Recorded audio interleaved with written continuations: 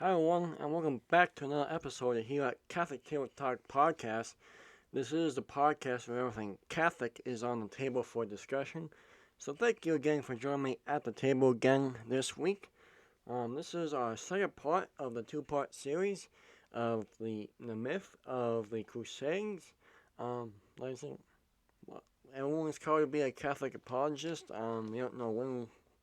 It's probably every single day, even if we don't know it, but um, here at Catholic Table Talk, like I say, it's where everything Catholic is on the table, as well as to share, spread, and defend the Catholic faith. So I got the second part in myths right here with me, but before we get into that, first of all, thank you again for sticking with me yet again with another episode.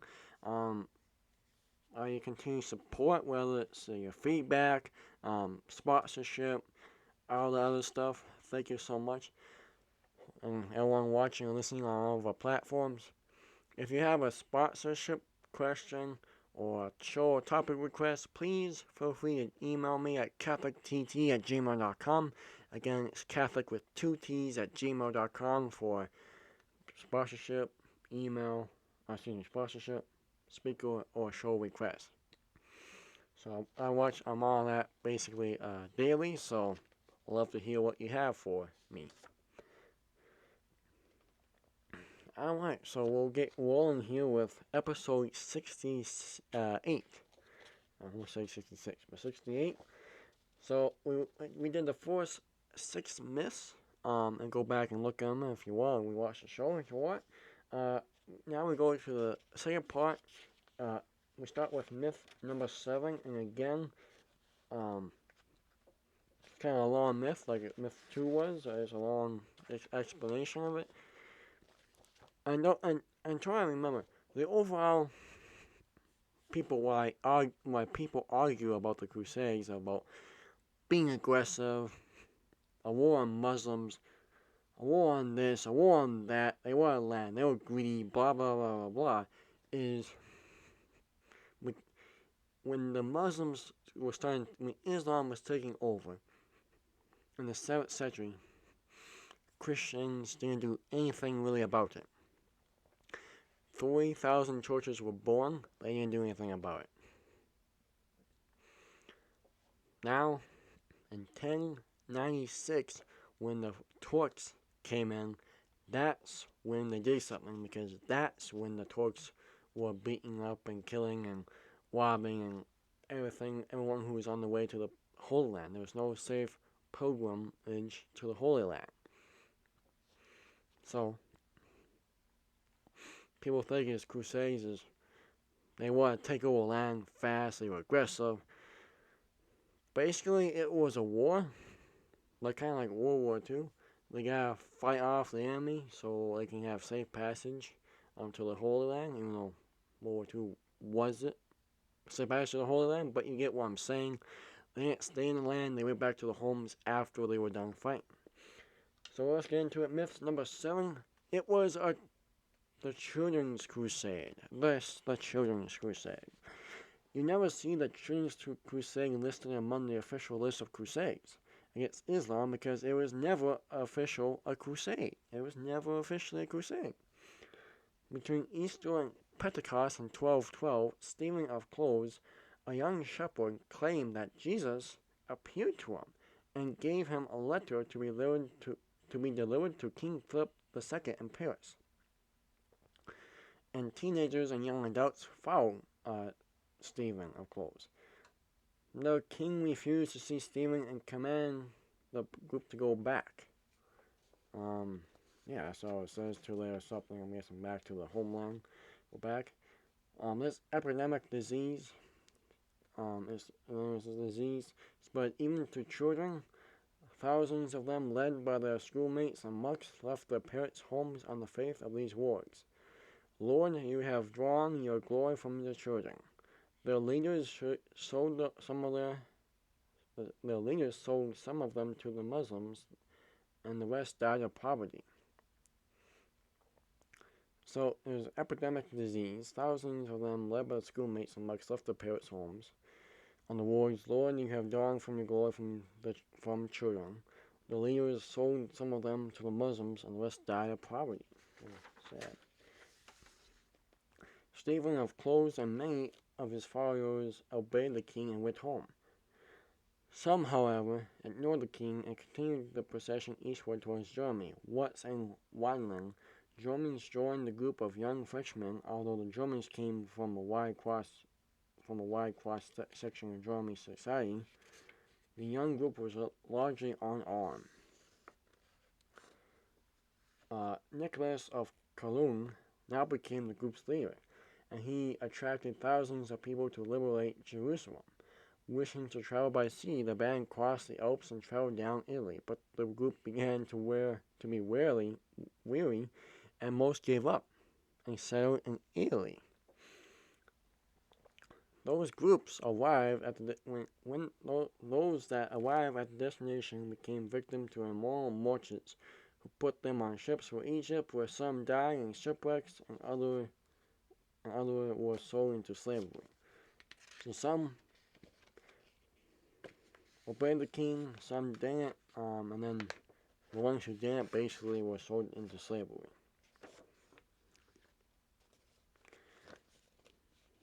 Kind of like the Pharaoh and the Egyptians, the Israelites were in slavery. Those who remained traveled to Rome and requested Pope Innocent III to release them from their crusader vows. The Pope released only the youngest and the oldest. The rest appears to have joined the Fifth Crusade. Despite its use by modern critics, the Trinity Crusade is not an example of wicked and greedy clergy, a corrupt church, or the evil of the Crusades. Instead, this was a processional movement of deeply pious medieval young people interrupted by a crusading fervor of their time. The movement was not saturated by the church, nor supported by any major secular ruler, and that factor, more than any other, ensured its failure. So again, it's not sanctioned by the church, so the church was not said to do that. So it's not by the church. Did not have any support by any major secular ruler, and that fact, more than any, ensures its failure.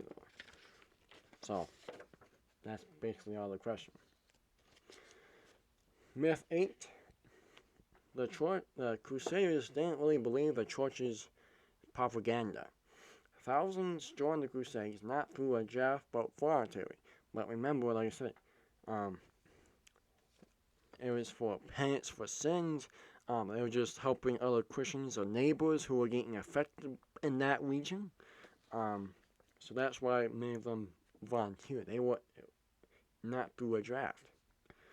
Religious sermons that called for aid for the East wasn't one-sided.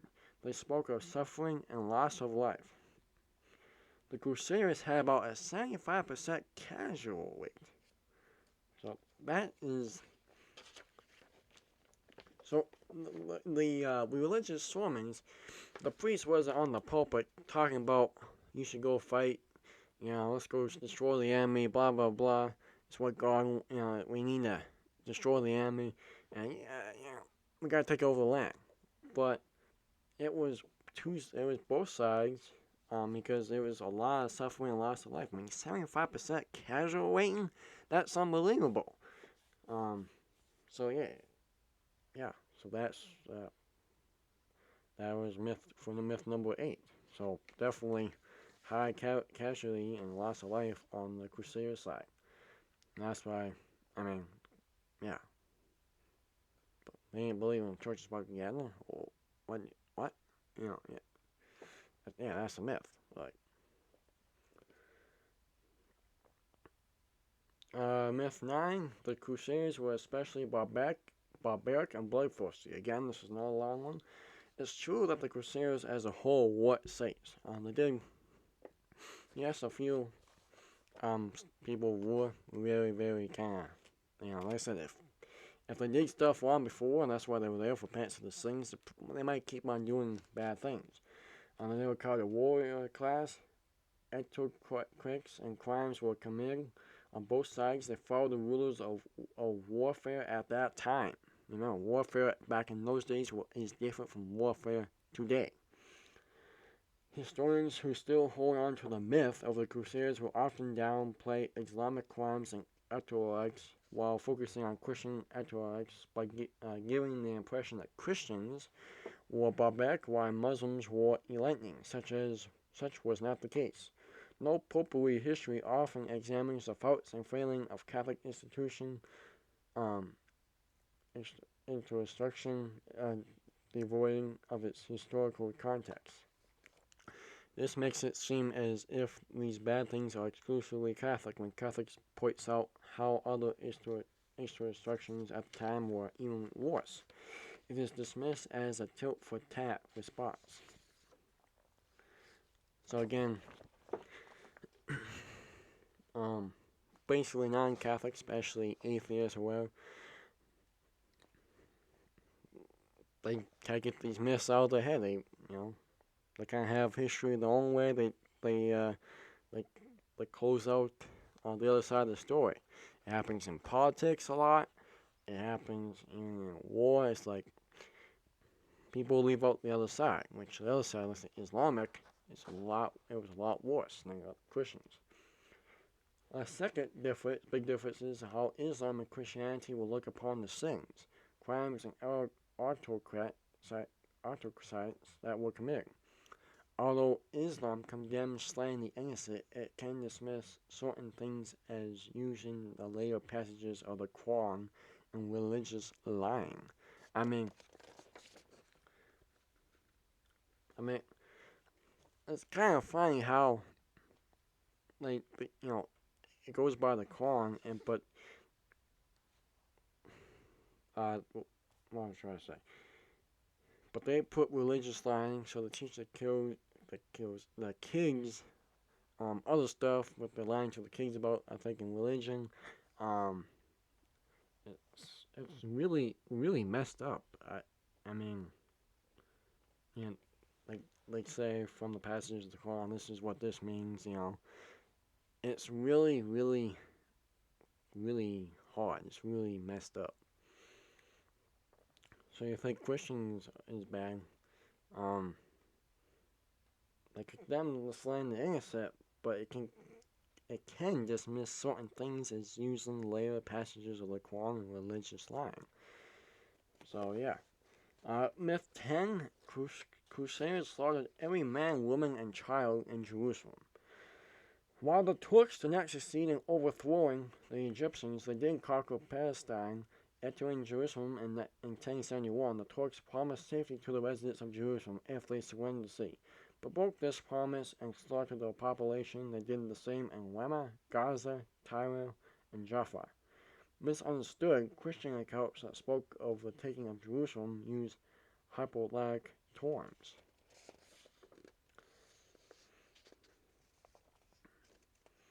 So, again, that's a fact. Misunderstood Christian accounts that spoke of the taking of Jerusalem used hyperbolic terms. It was the Turks who basically slaughtered every man, woman, and child in Jerusalem when they said they'll bring peace.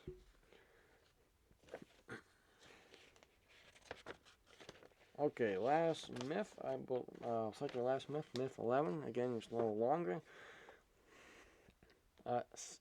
Sandrian was a righteous Muslim compared to the bloodthirsty Christians. This is myth 11. Again, they're going off of keeping Islam, they're great guys. They're okay, they didn't do anything wrong. Where they were the worst, and the Christians were not as bad. They were still not great, but Islam was a lot worse. It was Hamuddin Sultan Sandin, 11th, 12th century. He did not murder the Christians when he retook Jerusalem in 1187. Excuse me, yeah. Sultan did keep his word and spared the knights on this occasion, but he was guilty of autocrats as well. Muslim writers say otherwise. Battle of Hattin, he personally butchered some of the captured knights, sat back and enjoyed watching their execution of the West. Enjoy watching their execution in the West of them. Sending Secretary White's he said ordered that they should be beheaded, choosing to have them dead rather than in prison. With him was a whole band of scholars and sophists and a certain number of devout men and ascetics, each begging to be allowed to kill one of them. And he drew his sword and rolled back his sleeve, setting his face joyful.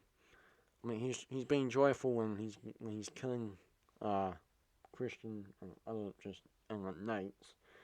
Was sitting on his dais, the unbelievers showed black despair. Right there. So he was a religious man. Righteousness Muslim compared to the Christians. Salem is a major figure in Muslim history. A major figure in Baybars, Sultan of Egypt. When Baybars took the knights of the Templar fortress of Sagfar in 1266, he had hourly inhabitants massacred, and even though he had promised to spare their lives during negotiations. That is Spark 103, like I said, this is the book we're going off of. Bearing False Witness by Rodney Stark, devoking centuries of anti-Catholic history. Remember, he is a Lutheran, and he's taking the Christian Catholic side of it. Likewise, Baybar slaughtered the hourly inhabitants, men, women, and children of the city of Antioch, even though they surrendered after 4 days. So lots of slaughtering of the innocent, not by Christians though. Baybar set court Benhud the sixth, the ruler of Antioch, who was away during the massacre, a letter that stated, this is a letter, "You would have seen your knights prostrating beneath the horses' hooves, your houses stormed by pillagers. You would have seen your Muslim enemy trample on the place where you celebrate Mass, cutting the throats of monks, priests, and deacons upon the altars, bringing sudden death to the patriarchs and slavery to the royal princes." And that's from Stark 103. That's a letter he wrote to the ruler of Antioch. Basically, he admits killing the monks, priests, and deacons of the Christians there upon the altars in the temple. So very, very twisted around, and you can see right there, you gotta hear both sides of the story, because if you only hear one, you hear Christians is bad, you don't hear the other side of the story. Final myth today, and final one, is myth number 12. The Crusades are the main cause for recent terrorist attacks. And this is a big one, okay? This is a big one, so bear with me. Jonathan Wiley Smith, one often readers Muslims have inherited from their medieval ancestors bitter memories of the violence of the Crusaders. Nothing could be farther from the truth, though. Before the end of the 19th century, Muslims had not shown much interest in the Crusades. They're kind of like, yeah, it was back then. Yeah, they didn't really harm us. Yeah, we kind of lived in peace with them. Yeah, it was all good. I'm looking back on them with confidence and complacency. There was some Stock 104. Even at the time that took place, Muslim chroniclers paid very little attention to the Crusaders. Exactly. Why would you? Regarding them as invasions by a primitive, unlearned, impoverished, and un-Muslim people,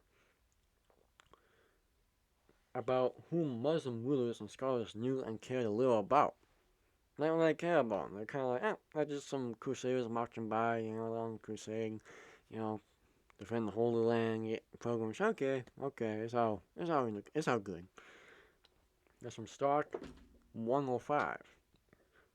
Muslims didn't refer to the West as Crusades until 1899. But today's modern conflict with them came from World War One, Crusaderism, and the World War II's creation of the State of Israel. That's where Muslims don't really care for Christians. It wasn't because of the Crusaders way back in 1096, 1100s, but from World War II, especially World War II, the creation of the State of Israel. That's where they really don't like that. So again, 12 myths. And the 4, 6 are kind of repeats, if you remember from last time. It was kind of repeats. This one it's a little more, like I said, not as much repeating. So they do come out with some good questions. I say questions. They're not they're myths. But again, they're myths. They're not facts. So again, if you want to go rewatch the show, please rewatch from last week. Or if you want to watch this week's, we hit the replay button and watch it again. So, again, that was from Dispelling Historical Distortions, answering common objections about the Crusades. And like I said, I got this one from Gary Mitchuta, my high school instructor on Homeschool Connections. So, Gary, if you're listening, thank you again for teaching that class. Really, I found that really interesting back then, and it's really helped me today. And like I said, I got 2 episodes of it, so hopefully you all learned something as well. Don't forget, if you have a show or topic request, please get back to me, catholictt@gmail.com. Coming in the next coming episodes, we'll have the Spanish Inquisition, and the myths behind that. So you have the Crusaders, you have Spanish Inquisition. How are they different, if any? And we'll discuss some of the myths. So it might be a little longer episode next time for that one, but it'll be a 2-part again, just like this one. So hopefully you enjoy this 2-part. If you like it, please comment or like it. Tell me how I'm doing. If you like this kind of episode, just tell me how I'm doing. So, but keep the faith. Go to church. Go to receive the Eucharist. Go to confession. Pray. Be holy, because you are called to become saints, and be a Catholic apologist. So God bless you. God willing, next week, same time, same place, right here at Catholic Table Talk Podcast with another great topic on the table. Can't wait for you to join me. So put up your drink next time and join me at Catholic Table Talk, where everything Catholic is on the table.